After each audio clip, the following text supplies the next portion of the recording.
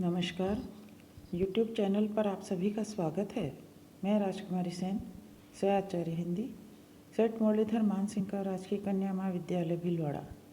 आज हम दादू दयाल जी के शेष रहे पदों का अध्ययन करेंगे कि दादू दयाल जी ने अपनी वाणी में ईश्वर की सर्वव्यापकता, सद्गुरु महिमा, आत्मबोध, संसार की अनित्यता का निरूपण किया है। उन्होंने सगुण और निर्गुण की बौद्धिक तकराहट से दूर कविता को रखा है।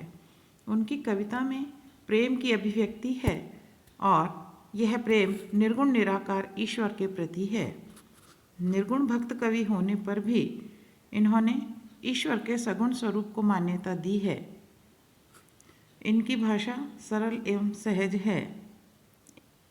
इनकी रचनाओं में गुजराती, फारसी, सिंधी, अरबी, फारसी आदि के शब्द आए हैं, लेकिन फिर भी इनके काव्य की भाषा सहज, सरल और सुगम है। तो आज हम दादू दयाल जी के पदों का अध्ययन करते हुए कि दादू दयाल जी ने अपने पद में संसार से मुक्ति पाने के लिए जो प्रार्थना की है, उस प्रार्थना को करते हुए कहा है कि हमारे तुम ही हो रखवाल, तुम बिन और नहीं को मेरे भाव दुख मेटनहार। कि हे ईश्वर, कि तुम ही हमारे रखवाल यानी रक्षक हो, कि तुम्हारे बिना इस संसार के दुखों को मिटाने वाला कोई दूसरा नहीं है। और आगे कहते हैं कि बैरी पंच निमिष नहीं न्यारे, रोक रहे जमकाल, हा जगदीश दास दुख पावे, स्वामी करहु संभाल। आगे कहते हैं, दादू दयाल जी कहते हैं कि मृत्यु के क्षण में कि जो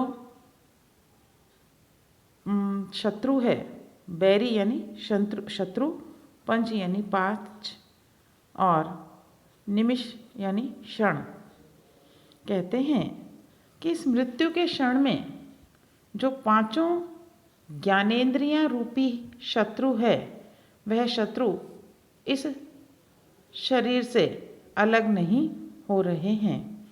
आगे कहते हैं कि उन्हें काल रूपी, जम यानी यमराज, कि काल रूपी यमराज रोक रहा है और मृत्यु के क्षण में भी वह अपनी इन इंद्रियों के साथ, मनुष्य जो है वह इस संसार में रहना चाहता है, किंतु काल रूपी जो यमराज है वह उसे अपने साथ ले जाना चाहता है। तो कहते हैं कि हे संसार के स्वामी दादू दयाल जी, इस समय बड़ा दुख उठा रहा है, दुख पा रहा है। ऐसी दशा में तुम मुझे संभालो, मेरी रक्षा करो, मुझे सहारा प्रदान करो। आगे कहते हैं कि तुम बिन राम दहे ये द्वंदर, दशों दिस सब साल, देखत दीन दुखी क्यों कीजे, तुम हो दीन दयाल।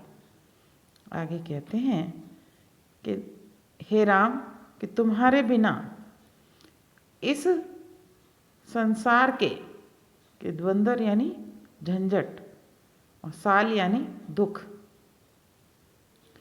कि तुम्हारे बिना इस संसार के जितने भी कष्ट हैं, झंझट हैं, वह कैसे दूर होंगे।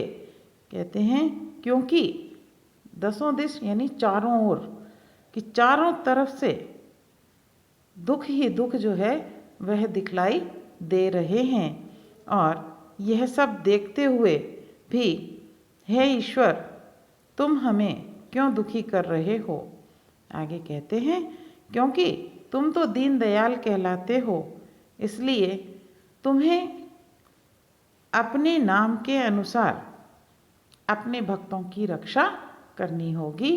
कहते हैं निर्भय नाम हेत हर ही दीजे, दर्शन परसन लाल, दादू दीन लीन कर लीजे, मेटव सब जंजाल।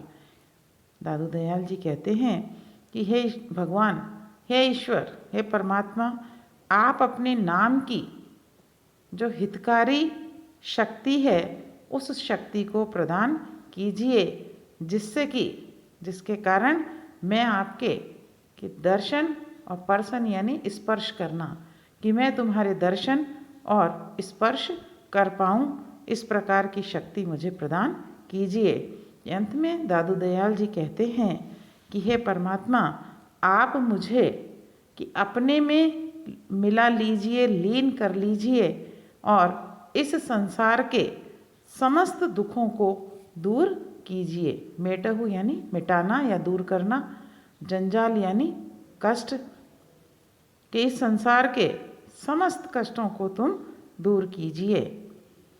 कि यहाँ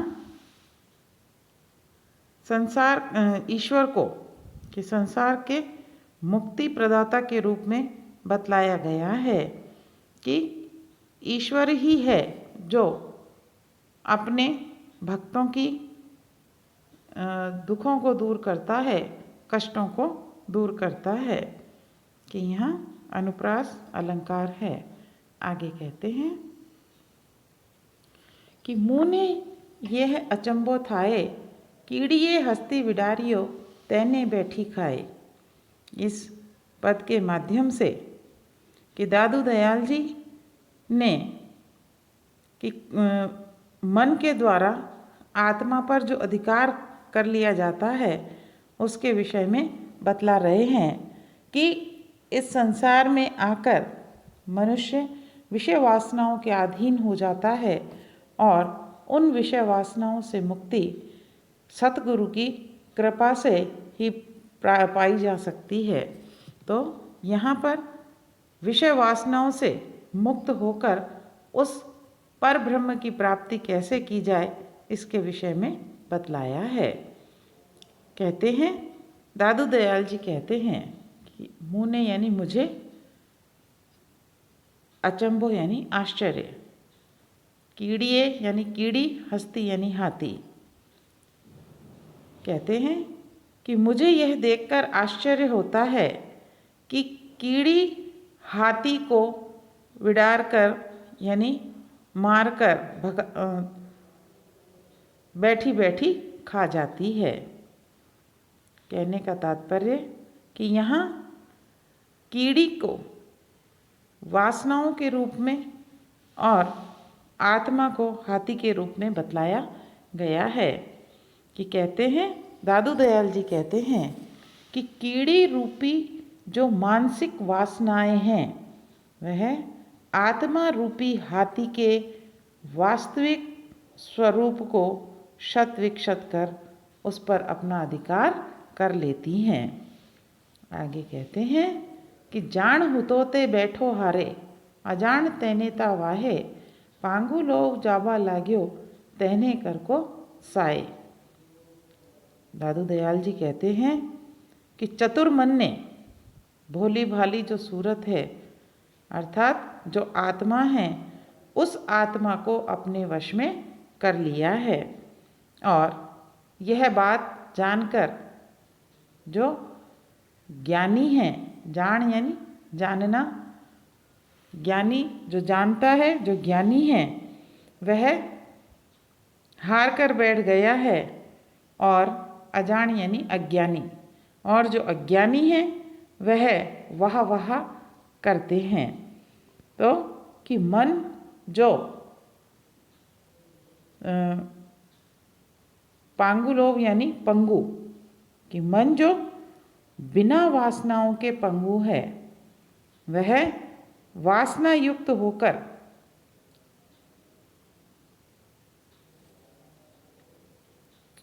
कहते हैं कि मन जो बिना वासनाओं के पंगु है वह वासना युक्त होकर इतना सशक्त हो जाता है कि कीड़ी जो है, मन रूपी कीड़ी मोटी हो जाती है, सशक्त हो जाती है। कहते हैं नानो हुतोते मोटो थायो, गगन मंडल नहीं माए, मोटेरो विस्तार भणीजे ते तो कहने जाए। आगे कहते हैं कि वह जो मन रूपी जो कीड़ी है वो इतनी सशक्त हो गई है कि उसने आत्मा पर अपना अधिकार कर लिया है। तो कहते हैं कि वह फिर आत्मा को गगन मंडल अर्थात ब्रह्म रंध्र तक नहीं पहुँचने देती और इस मन का जो अप्रतिम विस्तार है उस विस्तार को रोकने में वही समर्थ हो सकता है कि जो निरख परख कर इसके प्रभाव से बचा रहता है।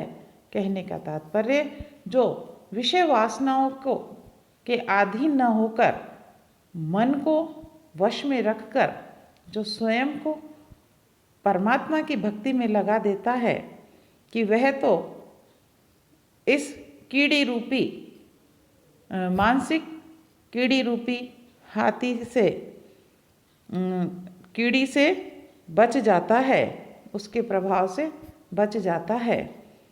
और आगे कहते हैं कि ते जाने जे निरखी जोवे खोजी ने बलि माही दादू तेनो मरम न जाने जे जिह्वा विहूणो गाय। कि आगे कहते हैं दादू दयाल जी कह रहे हैं कि सामान्य जीव जो इसके रहस्य को नहीं जानता कि जिसका जीव के बिना ही रात दिन उच्चारण होता रहता है, दादू दयाल जी कहते हैं कि सतगुरु की कृपा से ही यह जो आत्मा है यह वासनाओं से मुक्त होकर पर ब्रह्म में लीन हो जाती है, हो सकती है। तो यहाँ कवि ने कबीर के समान उलटवासी के द्वारा बतलाया है कि वासना युक्त जो मन है आत्मा पर अपना प्रभाव स्थापित कर लेता है और सतगुरु की कृपा से ही आत्मा जो है वासनाओं से मुक्त होकर उस परमात्मा से मिल जाती है। कि यहाँ रूपक अलंकार अनुप्रास अलंकार का प्रयोग किया गया है। कि आज हमने आपको दादू दयाल जी के पद पढ़ाए, इन्हें पढ़िए, सुनिए और किसी भी तरह की यदि कोई समस्या है तो उसे कमेंट बॉक्स में लिखिए ताकि उस समस्या का समाधान किया जा सके। और साथ ही इस चैनल को लाइक और सब्सक्राइब अवश्य कीजिए। धन्यवाद।